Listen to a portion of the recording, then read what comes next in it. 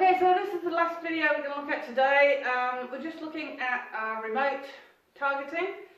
So rather than just having it to your hand, having it to a third object or another object, which you can then either stick onto things. So the example I've got here is like a post-it note that you can stick onto a door, so you can get the dog to push the door closed, or stick onto a ball so that you can get your dog to learn how to do treble, or something like that.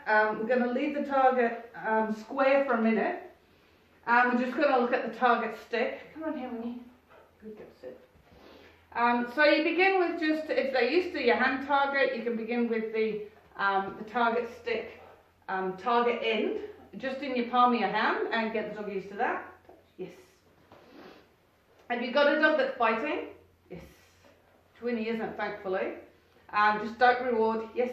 Don't reward those ones. Yes. Yes.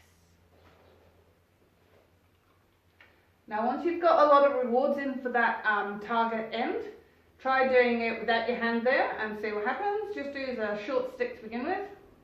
Yes, good girl. Oops. Yes. Good.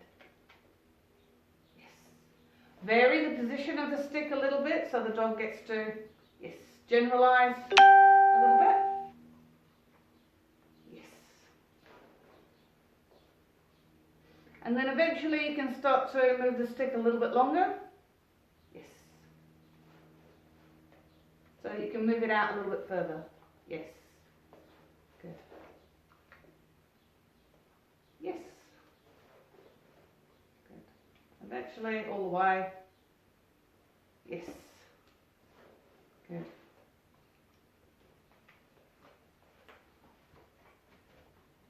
Yes. Try to make sure that they contact the actual end of the stick rather than halfway down the stem. Otherwise you'll get a really big general behaviour which involves any of the stick but not necessarily the end, so everything that you do with that will be a little bit less accurate. Yes, good girl. When he's pretty much getting on target with that. Yes. Yes. And once you get that really strong, you don't have to reward every time. You can do a few different behaviours. Down, touch, yes. Before you reward each time, and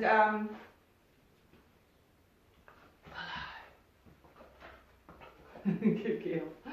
And then also extend it to a follow behaviour if you're so inclined, which means that the dog will actually be rewarded for literally following it within that distance rather than the actual touch itself. So if you do that, it'll depend where you actually reward will depend on what the dog's doing at the time. So if you're rewarding for a follow behaviour, it would go something like this. Follow. Yes. So you're rewarding as the dog's following rather than rewarding for the dog actually touching. But it's all very similar targeting behaviour. Okay, that's it for today. Bye.